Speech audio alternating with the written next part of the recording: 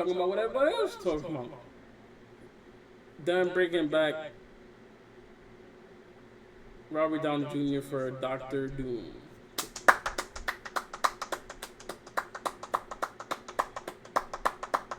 As you can see, he's excited. From what I've gathered, other people's not excited. Other people said stop complaining because it's canon. I genuinely don't know because. But I'm saying it's for it. I mean, you won't even tell it's him. Oh, you're right. You won't even tell it's him because he's gonna have a new voice. He has to have Doctor Doom's voice. Like, come on, you're not gonna tell it's him. Oh yeah, because they don't. His whole face is covered. Unless they like do like no, because they're not stupid. Because they did that like mad times, like recreating him. No, but I think they should keep it how. What was the last? Oh, they should keep it how they had it in the last Fantastic Four. The first Fantastic Four. Like when he started transforming into Doctor Doom, when they all got their powers. But how they gonna implement Robert Downey Jr. if this nigga's already Iron Man and he's already like? But Iron Man's dead. Iron Man's dead. Iron Man's not coming back. That's why they got Iron Man's daughter playing what's her name? No, you talking about Ironheart? Yeah, ain't that his daughter? No, that's a black girl. But I thought they said he was coming out with one playing his daughter playing as, because remember she came out in the last Avengers. She came out with the Iron Man mask on. I don't know. You remember that? She came out with the Iron Man mask The on. only one I know is Ironheart, which was the black girl that was in. They were teasing her in Wakanda Forever. Yeah, that's what I'm saying. Oh yeah, you're right. Never mind. You're right. Right. Because she was actually building the suit. Yeah. So I don't know. Well, so New Rockstar's gonna break it down, and I'll be listening because I don't know really near nothing about this. I don't know. There's people who've been complaining. Some people have been happy. Welcome Let's back see to what they finna do. I'm Eric Voss. Eric Voss. And we just walked out of Hall H here in San Diego. We have the Blue Dungeon remote set up here in San Diego outside of Comic-Con because we just saw Marvel's presentation for their upcoming slate, and we saw everything. And Jessica and I are going to break down all the stuff we learned about the upcoming titles because we could not be more excited. So we got you covered with a full explanation. But if you want to watch like a play-by-play reaction and discussion about this, go over to the Break Room channel because that's where we uploaded our minute-by-minute reaction, play-by-play discussion of everything that we learned from Comic-Con. So go check that out on the Break Room channel. All right, let's get into it. Okay, big headlines first off. We know that Robert Downey Jr. is coming back to play Doctor Doom in Avengers Doomsday. Yeah, That's Avengers going to be Doomsday. the fifth Avengers film, followed by Avengers Secret Wars. Both of these two films will be directed by the Russo brothers and written by Stephen McFeely. And we got trailer footage for Fantastic Four, trailer footage for Thunderbolts, trailer footage for Captain America Brave New World, and our first good look at Red Hulk. And we know that the Fantastic Four will be coming back for these two Avengers films. Yeah, so let's we start did with the Captain America Brave New World already. World. Go suck your. This game, It's ass. you're not ready for it. It's ass. You know, Kevin Feige promised that it was going to be just a classic Winter Soldier style action movie with some politics in the mix. Now, we learned from Rob Delaney that Sam Wilson will not have the Super Soldier Serum at the start of this movie, but we'll see what happens. And Giancarlo Esposito confirmed that he will be playing King of the Serpent Society, Sidewinder, in this film. This is going to be the Seth Bulker version of Sidewinder. We did hear some rumors that Seth Rollins, the wrestler, might be playing a character from the Serpent Society, but all that footage was scrapped, and then they brought in Giancarlo Esposito to do a new version of the character that's part of these reshoots. Now, to talk about this trailer footage, so good. It begins with the scene that we saw in trailer footage of President Thaddeus Ross at this Global Unity Summit, where he's talking. You think Seth Rollins could play a Marvel character? Steph Rollins, the wrestler. I mean, wrestling's not about acting, so it's. Yeah, I was about to say, nigga, The Rock do it. The fuck? That's what I'm John saying. Cena do it. It's not about acting. Talking about what is now officially called Celestial Island. That's what they're calling Tima in the Indian Ocean. And he talked to all these other world leaders saying, you know, we do what we always do. We start fighting over it in a turf war. But he says that he found a new element in the ruined remains of this giant celestial, and he called it the A word, adamantium. And he said that this needs to be a resource that belongs to the entire planet, something that we share. We also saw an extended scene in the White House Blue Room where Thaddeus Ross says, hey, thanks for coming, Sam. And he says, I want your help rebuilding the Avengers. And then Sam's face drops and he says, wait a minute, you signed the Sokovia Accord that's supposed to disband the Avengers. What caused the change of heart? And he said change of heart, which just reminds me of the heart condition that Thaddeus Ross mentioned in Civil War, and that could be, in my opinion, what caused him to get this special treatment that could lead to him being Red Hulk now. Jesse was saying that there could be like some kind of like meditative treatment that I'll need to do to, this whole time he could have the potential to become Red Hulk, but only now he gets stressed out enough. Yeah, I think it wouldn't be surprising at all that in the Marvel Cinematic Universe that our president in America has a system to make sure he stays alive. And that system is probably the Hulk serum that they've somehow had for ages. And in this trailer footage, it doesn't look like Thaddeus Ross can control it. So he has a different little spin-off, like Tab Cola version of what is the Hulk serum. Yeah, and I think someone behind it might be Ruth Bat-Saraf. That's well, she was Sabra in the comics, but they're making her a Black Widow agent in this movie. And there's an interesting scene in this trailer footage where Sam pushes his way into the Situation Room. This is after Isaiah Bradley's attack. And President Ross is like, all right, clear the room, and tells him what's going on. But then Ruth Bat-Saraf stays in there. President Ross seems weirdly beholden to her and says, no, she gets to stay. And in fact, she's going to have control over the situation now. That's interesting that she maybe has the drugs that got him to keep him alive. Right. If she has the secret, if she knows that secret, that's a big secret. And also, if she is a former Black Widow, she probably did a lot of like secretive, horrible, poopy things. Yeah. Oh, she could have an insight into all kinds of conspiracies. And the trailer ends with an expanded version of this White House attack where Red Hulk emerges. And what's interesting is Secret Service and government forces tackle President Ross to the ground, and you see him raging. Harrison Ford's just getting into it, and then he hulks Why do out. he keep falling and on all we his see face is like a that? podium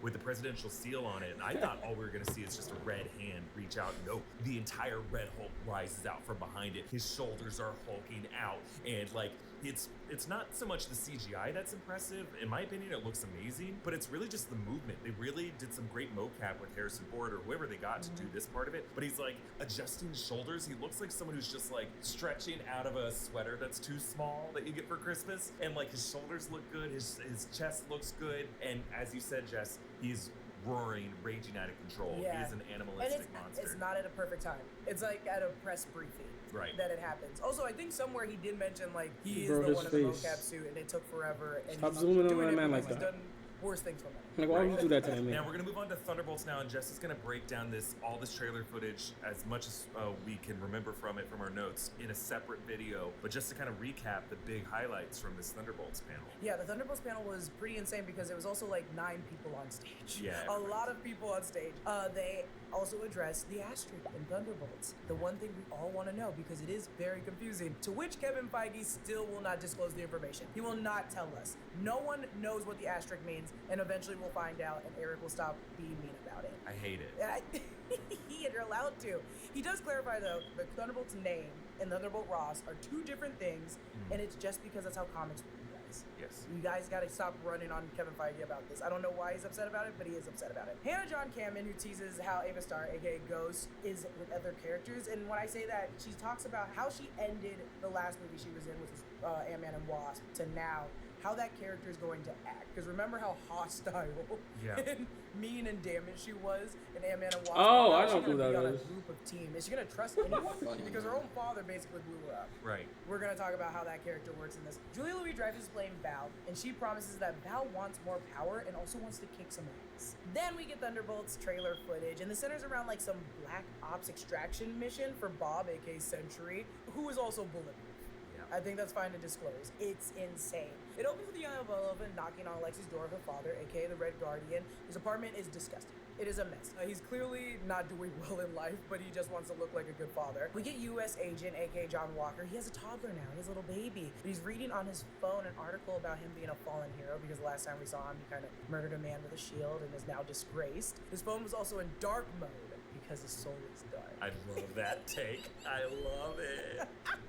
Wyatt Russell playing John Walker is a very fun character. He knows that everybody hates John Walker, and he made that very apparent during the panel. Yelena enters and has a secret base with like lots of stuff covered in plastic sheets and paperwork all scattered around the place. It's kind of abandoned. They find Bob, aka Century, Bob Reynolds, played by Louis Pullman, with wild, disgusting, messed up hair, and he's wearing like clearly a prisoner outfit. Play War Thunder now. Join millions of players across the globe in massive battles on Everybody's trying to play He's that not, shit. like, all of them are in costumes. He's clearly someone that's been kidnapped and forced into this. Like an abandoned government test subject no one wanted to guard. And it's so sad, this poor man. Everyone's like, we were brought here. And he's like, you guys were brought here? I kind of was kidnapped and forced into this. Yelena fights with John Walker and Ghost, and she has like a new white mask and phases through her thrown knife and catches it. And then there's also Taskmaster, who also has a mask, and it's kind of confusing when you see both these characters because it's also dark. But Taskmaster is there, and I think Taskmaster has a kind of newish suit, and she should because the last one got busted up in Black Widow. They blast the doors and they shut down, trapping all of them in, and the red lights are blaring. They're clearly all being like taken as hostages, and Bucky washes his arm in a dishwasher. And this part is weird because remember, Rocket got Bucky's arm as a gift from Nebula. So in the maybe, Guardians holiday special. And the that's Guardians. So maybe he got it back. Honestly, I know that James Gunn made a joke out of it, but he's gonna have to address it. And maybe they'll do it here in Thunderbolts. But the Thunderbolts footage just feels like a Suicide Squad for Marvel. But it seems like instead of Suicide Squad doing a mission that's a suicide mission, they now have Val, who's making a team to I forgot Suicide herself Squad look was really DC. good. Yeah. And it seems like other than like the Mutant kept thinking Saga, of the Sisters Multiverse and Saga, shit. we're also getting into separate teams. And they just want to show who has the best team that they can create with a lot of money. Yep. We all have a bunch of random downtime during the day that we don't really do anything with. You know the routine. You order a coffee, and while you're waiting, you just scroll mindlessly. I used to do it too. I don't just a little bit. And we did, by the way, get a confirmation that it's going to be Fantastic Four. This ages ago. Click the link in the description to take surveys and earn cash on YouGov. We learned the title of the Fantastic Four movie, which will be the third movie coming in 2025. It's going to be Fantastic Four First Steps, which we'll talk about what that title really means. And we did, by the way, get a confirmation that those three movies we just talked about will be the only Marvel movies coming out in 2025, which means Blade will be coming out in 2026 at the earliest. We didn't get an update about Blade during the entire Hall H Of course panel. we did. So Fantastic Four First Steps. Matt Shackman came out and just talked about his influences from retro futurist 60s art from people like Sid Mead. And he said that when they were just doing some test footage, they looked at like different animal footage, which we were thinking, oh, maybe he's looking at some chameleon footage of like the way they could show Sue Storm's invisibility. They also just went out in the desert and shot rocks. They literally kick rocks. Evan Moss Bachrach was not joking when he said they just looked at rocks to get the perfect boulder style for his look. We saw some early sizzle reel footage, and this was like a fully realized concept trailer, and it looked amazing. It begins with the Future Foundation, like some old TV footage of a Mr. Wizard type TV show from the 60s, with Reed Richards at a blackboard talking about parallel universes and lecturing to some kids that are just not at all interested. And he does this voice, Pedro Pascal, that is just so nerdy and Professor Frink style, but not in a way that's grating, but just feels so charming and adorable. He's gonna make such a good Reed Richards and already has a take. In fact, all of these characters know exactly what they're doing with these characters, and this movie is gonna rock Ben Grimm. Shut up. As he talks to them, he goes, okay, who just wants to blow some stuff up? And the kids are like, yay! And then we go into some like 60s documentary found footage that clearly Matt Shackman shot on like a 16mm camera of just everyone on the soundstage in their costumes just ripping with each other. The chemistry among the four of these actors just seems so real. They really do feel like a family. We see Reed and Sue and Johnny and Ben as like astronauts preparing for the space launch. We see close-ups of their retro blue spacesuits and helmets. It honestly feels like Matt Reeves' original concept footage of the suit test for Robert Pattinson, where it's just showing these characters just being in the suits and being these characters. But interspersed with this footage is like shots of the retro futurist New York of the Fantastic Car flying through. And yes, they did hover the Fantastic Car in the Hall H room. It just looked crazy. And then they keep cutting to other things, and we're reminded how Matt Shackman shot all the 60s footage for WandaVision, and this kid grew up on 60s TV land television because he just understands how this should feel. And there's like a dating game, like the match game or whatever it's called, Bachelor number 1, Bachelor number 2, Bachelor number 3, and the woman's like, I'll take Bachelor number 3, and the camera pans over, and it is the silhouettes of Reed and Johnny and Ben as the thing in the third chair. She chose the big boy. We don't see Ben, we just see his silhouette. But I think it also shows just like how great Ben is gonna be as a person. Because remember, that's Ben's whole sadness is like, none of you are deformed like me.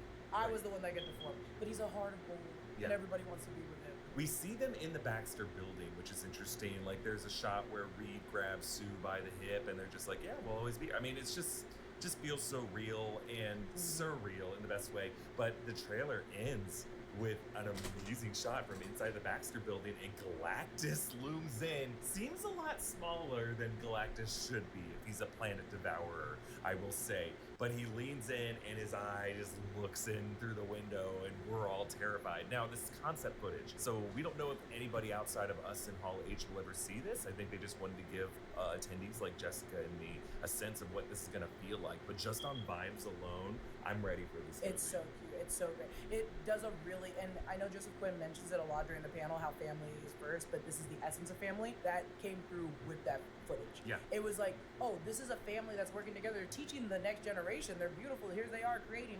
Now, what happens when this disaster happens?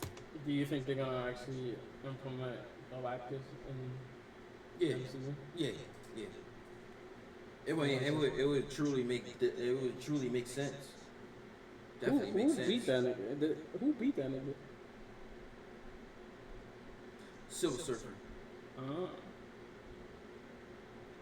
So you think they're gonna bring back Silver Surfer? Yeah. When they get their powers.